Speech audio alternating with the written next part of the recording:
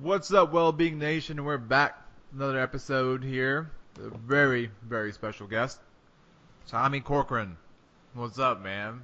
What's up, brother? Thanks for having me. Thank you. Appreciate it. Thanks for being on. So I met Tommy at New Year's Evolution Fest, which is a mastermind slash master heart of some great, great people.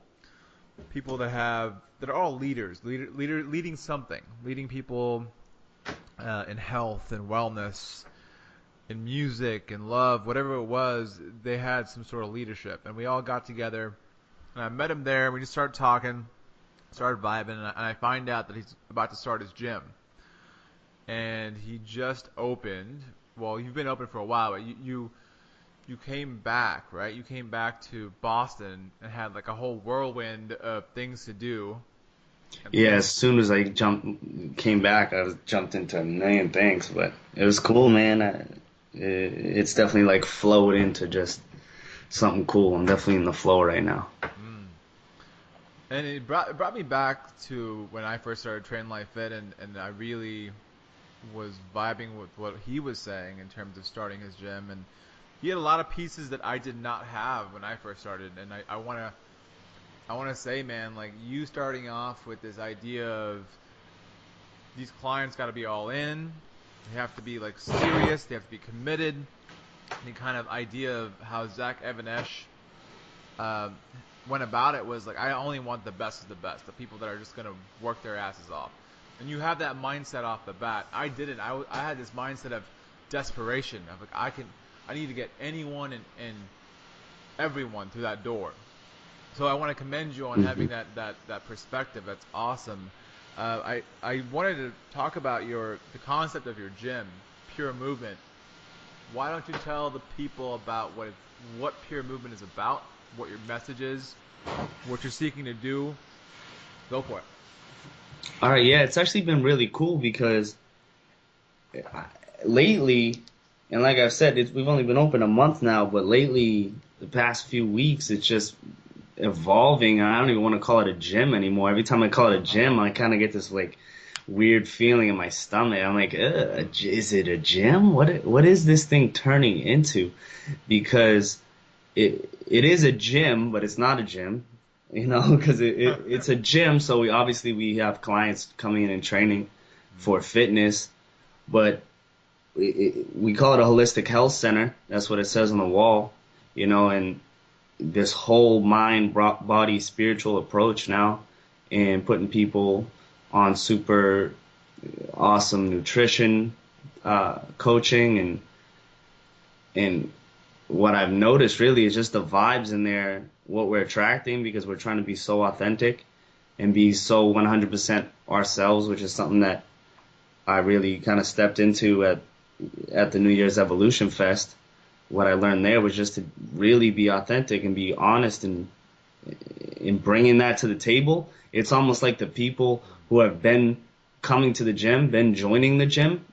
I'm like, where have you been? I moved out of this city a year ago because I was not only because of that, but I felt like these aren't my people. Nobody's into health like this. I gotta move to California. Nobody's feeling these vibes, but it's because I wasn't really like putting out those vibes. I was putting out there's nobody here like me. That's the Yeah. vibes I was putting out. So that's what I was catching. Well, as soon as I came back after that New Year's Evolution Fest and was like, I'm just gonna be myself completely and share all my weird ideas, share all my crazy spiritual ideas, you know. Yeah. There's people who are joining and they're feeling what I'm sending out and talking about. And I'm like, man, this is awesome. This is my tribe. This is my people. Mm. And that's who I'm attracting now. That's who we're attracting now, me and my partner, Angel Escalera. Uh, It's so it's awesome. really magical. So we're trying to really change people's lives. What I see a lot in gyms is this kind of like blanket statement of, well, we change people's life through fitness. I just it's weak in my opinion. That's just a weak weak. Those are weak words. Those don't really mean much. I think in most gyms they really do just want uh, to make the money, and and they blanket everything with that statement. We change your life through fitness, change your life through nutrition. Nah, Mm, it's deeper than that. You know? yeah. I think you touched on a really important topic, and that is we live in a day and age now where everything is online. Like you can look up a review to your local restaurant that you want to go to. You can look up a review to the gym you're gonna head to. It's almost, well, for the most part, it's pretty transparent as to like what is out there because it's online, it's on the interwebs. So I think people are craving more than anything else authenticity. Hmm. So the fact that you're bringing that to the table off the bat, I think that's a highly attractive factor for people. And for I think for most people, even for myself, being stuck in the matrix of, oh, this is what people want. They want that cookie cutter approach of fitness and just attracting them through fitness and heavy weight training and barbell work. That's going to pull them in. And I think that only takes you so far.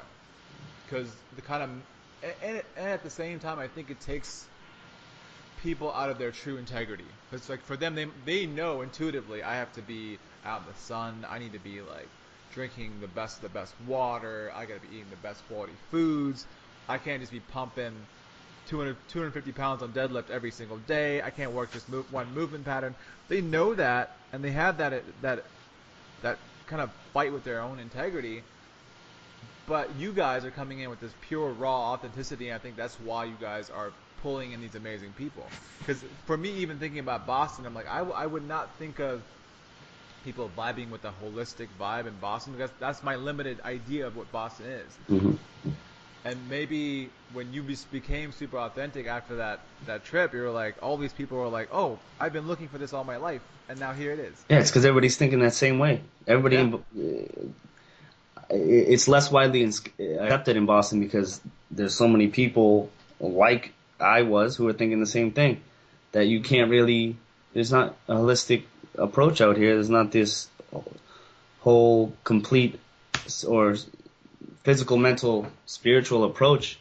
And all those things you listed, everything you just listed is super important. From like lifting, the right movement patterns, the right food, this, that, sun. Those are all basic nutrients. Basically, every single one of those is a nutrient. Mm. But what are you feeding? You know what I mean? Because you got to do all these things, but you can't do all those things if you don't love yourself. And if you don't, Yeah. if you, because you can't do it, if you don't love yourself, you're not going to eat right. Because Mm. why do it? You don't love yourself, so what, you know what I mean? I might as well just eat shitty food, because who cares? I don't love myself. And that's not like a Mm. conscious decision. It's just it's a subconscious decision, or it's I don't know why I keep falling off my diet. It's because it's because people don't have a dream. They don't know who they are, and they don't Mm. love themselves fully. And when you get those pieces, which are almost, it's the building blocks, it's the roots. Once you get that, you can absorb the information of, these are the right movement patterns for you. This is the right lifestyle for you. This is the best diet for you right now in this Mm. moment, and you can achieve it because you actually love yourself from a grounded place. So loving yourself is step one. So like, why do you think people are? Because I have this feeling that people are scared to love themselves. Like, why do you feel like most people are scared of that, or do you even feel that in the first place? Hmm. Scared to love yourself. Uh, I think nobody is being there. 99% of people aren't being themselves. Mm. So that's the problem. Is that Mm. you're not being yourself on a day-to-day basis. Once you figure out who you are, you're gonna love yourself.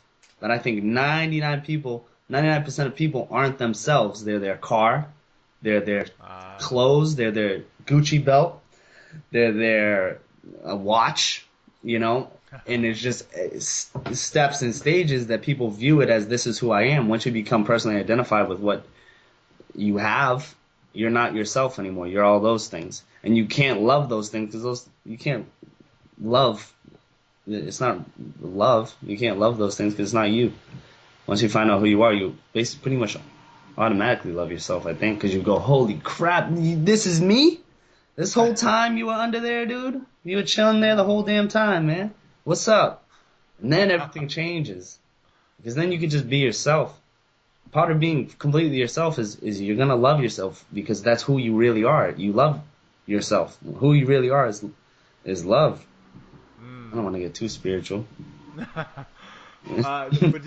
Okay, so well, then that makes me think about like the environment people are brought up in. Mm. Like we often talk about, okay, people are a product of their environment. Do you think like being in a different city, like being in Boston, being in New York, on the East Coast versus the West Coast, being in Hawaii, like do you think that matters in regards to how quickly you're able to access yourself? Yes, because I mean, I think you met a lot of people who grew up in Kauai and in Hawaii, and they're like totally different. They're so much more in touch with that aspect of their their life because it is more widely Yeah. accepted there, you know. But it's kind of my goal to, it's my dream to get it more widely accepted in the Boston area rather than, which I don't see anything wrong with it, but rather than moving to San Diego and giving that gift there where it's already widely accepted instead of just going and finding the place where it's widely accepted and Mm. giving it there, give it where it needs it. They need So 'em. I don't know much about Boston and like the culture. What is the culture in Boston like? Is it more like a hard nosed, like we're just gonna kill it, let's go? Is that how it is? It's interesting. I think the young people are are really, they're open to new more ideas. But the culture of Boston, our parents and their parents, I feel like every generation we keep figuring out more and more about the holistic aspect because we realize we're getting smarter. There's so much more information on the internet, and we can learn from so more. If it wasn't for the internet, I wouldn't know the things a lot of the things I know. I wouldn't have even been able to go to that retreat. I would have never met you Yeah, if it wasn't for the internet. yeah, We wouldn't be talking right now if it wasn't for the internet. I wouldn't. it's true. Yeah, I wouldn't have found meditation on YouTube. YouTube is what started me on my spiritual path. You Mm. know, if you don't have access to that, you can't find that. But the culture in Boston, the young people are starting to open their minds more. And then, like my dad, I think my dad's the perfect example. He's the dude who like wakes up, goes to work, does what he has to do, no matter what, comes home, has some beer, goes to sleep, repeats it, and that's fine for him. Mm. Yo, Dad, do you read anybody? Nah, well, read? Nah, I don't read. He's that total like classic Boston dude. That voice. Hey, what's up, dude? You know, what's going on? What's going on? You know what I'm saying? How you doing? Mm. Yo, what's up? Yep, come by. Bye. Fucking cold. Super cold. You know, it's cold and it's snowing. You got to work outside. It's like that's the basic culture. So people aren't as open to that stuff. People who go to the Yeah, West Coast are kind of, a lot of people are transplants, and they go to the West Coast because they're like, I want something more. So that's how you get that more open mindedness. and I would imagine well, I can't say I would imagine. I even experienced this and being in Hawaii, like being in the sun, barefoot in the grass, drinking some awesome water, drinking coconut water, eating coconut meat every day, hanging around people that are super accepting, being around beautiful music, moving every day, and hiking and being around waterfalls. I mean, Yeah. that's like, I think that brought back a lot of these really important concepts. And namely, one thing I learned is that there's so many different ways to consume energy or gain nourishment other than just eating food. Mm, mm. Because like there's so much weight and clout put around, oh, diet exercise. It's often reduced to a lot of simplicity, and in a way I think it should be reduced to simplicity, but only narrowing it down to two options, diet and exercise, makes it overly limited. And I think when you're in California, when you're in Hawaii, when you're in a place that has a lot of sun, and you're out there and the water is beautiful, people are like all elevated at that consciousness. I think it makes it really easy for people to access their own because they're seeing these direct mirrors everywhere. But I think what you were saying was really cool. Even if you're in a place like Boston or New York or these places that are high hustle and bustle, like concrete jungle. Let's go, let's kill it